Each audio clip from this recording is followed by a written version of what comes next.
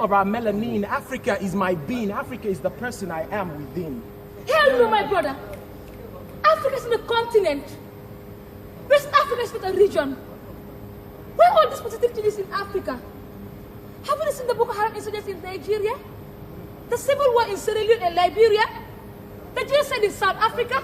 The poor human records in Africa and West Africa, and you still call Africa a continent?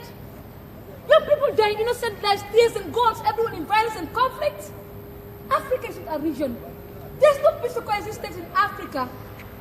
Look at young people, innocent lives, children dying in conflict and war. You still call Africa a continent? I am not an African. Yet Africa is soul ties. Africa is history. Africa is humanity backed by mythical mystery. Africa is grit. Africa is people who can stand and sink in sand and still hold their feet. Africa is those who can rise up from defeat. Africa is people who can endure slavery and still come out strong. Africa is Ubuntu, the people who hold their hands and sing in the communal song. Africa is culture. Africa is broken pieces collaged into a beautiful picture. Africa is green. Africa is land, natures, and territories unseen. Africa is tough. Like the meat you eat that refuses to cut. Africa is tradition, religion. Africa is someone going to a mosque, a shrine, or a church.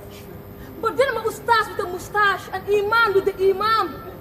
But listen to the golden days of our nation. These when stars shone on our arenas. They brought forth talents unparalleled. The Nelson Mandelas, the Kofi Annans.